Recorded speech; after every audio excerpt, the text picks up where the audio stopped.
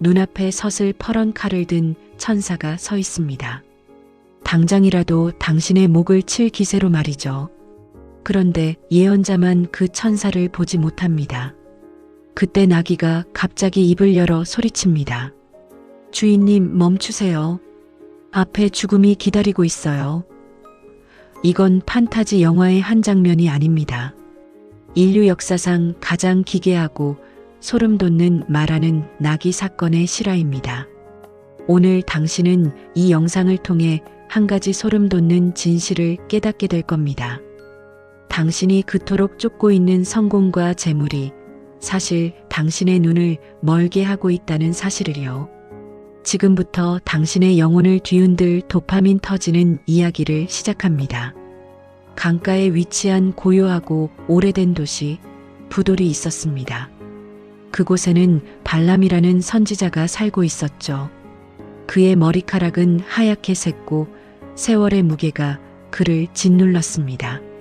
하지만 그의 이름 석자가 가진 힘은 전혀 줄어들지 않았습니다. 왕들은 여전히 그를 찾아 먼 길을 달려왔습니다. 왕자를 지키고 싶은 자, 전쟁에서 이기고 싶은 자, 미래가 두려운 자들. 그들은 모두 단 하나의 이유 때문에 발람을 찾았습니다. 그의 입에서 나오는 예언을 듣기 위해서였습니다. 발람의 말은 단순한 소리가 아니었습니다. 사람들은 그의 말이 어떤 신의 소리, 그리고 사람의 운명을 결정짓는다고 믿었습니다. 발람도 그 사실을 누구보다 잘 알고 있었습니다. 그는 평생을 바쳐 그 명성을 쌓아 올렸고 그것을 파는 법을 익혔습니다. 그러던 어느 날 모든 것이 바뀌기 시작했습니다. 모압 땅에서 온 사절단이 부돌에 도착했습니다. 그들의 눈에는 절박함이 서려 있었고 손에는 묵직한 보따리가 들려 있었습니다.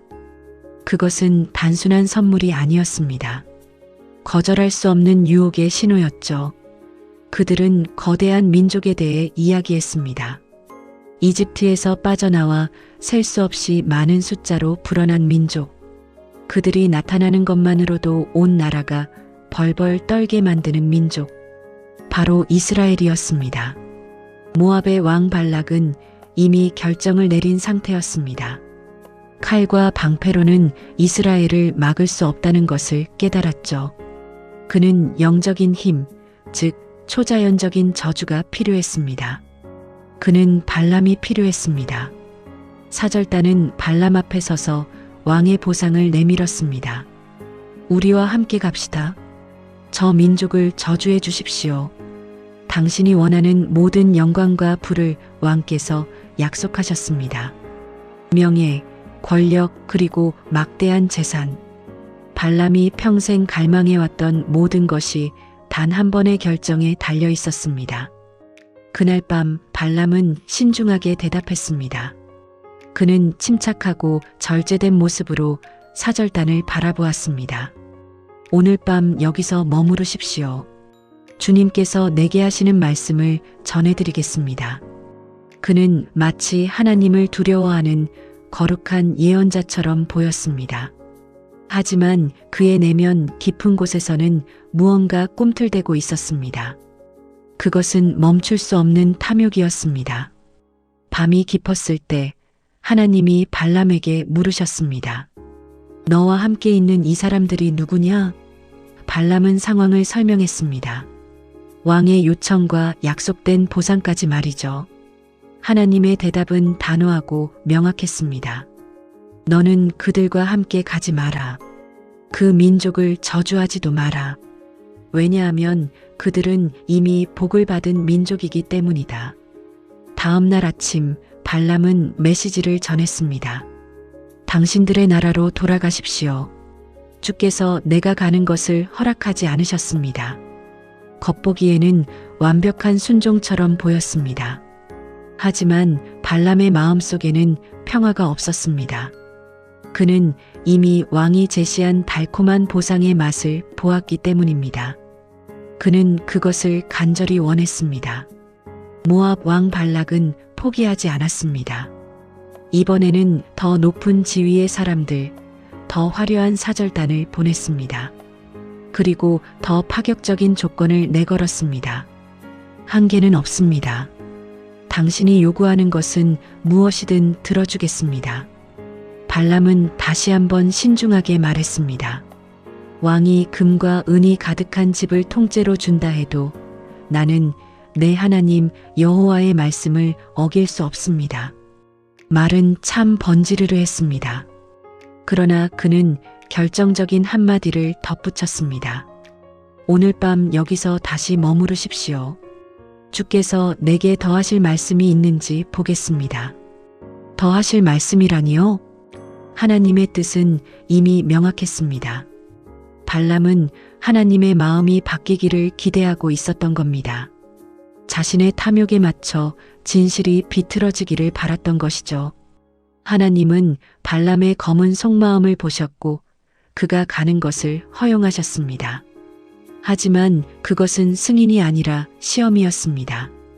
다음 날 아침 발람은 서둘러 나귀에 안장을 얹었습니다. 그는 모압의 귀족들과 함께 길을 떠났습니다.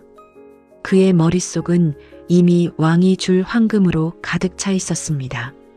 그는 불을 향해 걷고 있다고 믿었지만 사실은 죽음을 향해 돌진하고 있었습니다. 하나님의 진노가 불처럼 타오르고 있었기 때문입니다. 길 앞에는 하나님의 사자가 칼을 빼들고 서 있었습니다. 그 칼날은 발람의 심장을 겨누고 있었죠. 기이하게도 위대한 예언자 발람은 그 사자를 보지 못했습니다. 돈에 눈이 멀어 영적인 눈이 완전히 감겨버린 겁니다. 하지만 발람이 타고 있던 짐승, 나귀는 그것을 보았습니다. 나귀는 죽음을 피하기 위해 길을 벗어나 밭으로 뛰어들었습니다. 화가 난 발람은 나귀를 무자비하게 때렸습니다. 다시 길을 가던 중 양옆에 담벼락이 있는 좁은 길에 이르렀습니다. 천사가 다시 나타나 길을 막았습니다. 나귀는 피하려다 발람의 발을 담벼락에 짓눌러 버렸습니다. 고통의 비명을 지르며 발람은 다시 나귀를 때렸습니다. 세 번째로 사자가 피할 곳 없는 좁은 곳에 나타났습니다. 나귀는 그 자리에 엎드려 버렸습니다. 분노가 폭발한 발람은 지팡이로 나귀를 미친 듯이 내려쳤습니다. 그때 인류 역사상 가장 충격적인 사건이 벌어집니다. 하나님이 나귀의 입을 여신 겁니다. 나귀가 발람을 향해 인간의 목소리로 말하기 시작했습니다. 내가 당신에게 무엇을 했기에 나를 3번이나 때립니까? 발람은 나귀가 말을 한다는 사실에 놀라지도 않았습니다. 그는 분노에 미쳐서 대답했습니다. 내가 나를 거역했기 때문이다. 내 손에 칼만 있었으면 당장 너를 죽였을 것이다. 그러자 나귀가 다시 말했습니다. 나는 당신이 평생 타고 다닌 나귀가 아닙니까? 내가 언제 당신에게 이렇게 한 적이 있었습니까? 그 순간 마치 번개가 치듯 발람의 눈이 열렸습니다. 그는 보았습니다. 길 한복판에 서 있는 거대한 하나님의 천사를. 그의 손에 들린 서슬 퍼런 칼날이 자신을 향하고 있다는 사실을요. 천사가 말했습니다.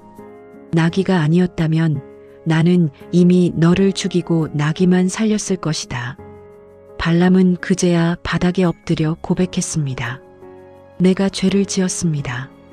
하지만 여기서 소름 돋는 점은 발람의 태도입니다. 그는 죄를 고백했지만 발길을 돌려 집으로 돌아가지 않았습니다. 그는 여전히 왕을 향해, 보상을 향해, 마음속으로 이미 내린 결정을 향해 나아갔습니다. 결국 그는 이스라엘을 저주하는 대신 축복을 선포하게 됩니다. 하나님이 강제로 그의 입술을 주관하셨기 때문입니다. 겉으로는 순종하는 척했지만 그의 마음은 여전히 재물을 탐했습니다. 그 결과가 어땠을까요? 훗날 그는 비참한 죽음을 맞이하게 됩니다. 오늘 여러분의 삶은 어떤가요? 혹시 여러분 주변에서 나귀처럼 끊임없이 신호를 보내고 있지는 않나요? 그 길은 위험해. 그 선택은 너를 망칠 거야 라고 말이죠. 하지만 우리는 발람처럼 자신의 욕망에 눈이 멀어 그 신호들을 무시하고 오히려 우리를 살리려는 상황들을 원망하며 때리고 있지는 않습니까?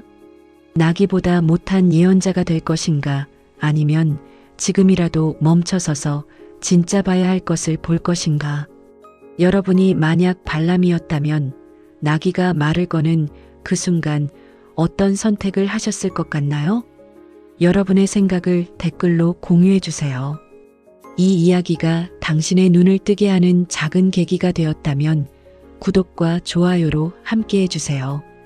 여러분의 통찰력 있는 댓글이 누군가에게는 나기의 음성처럼 소중한 경고가 될 수 있습니다.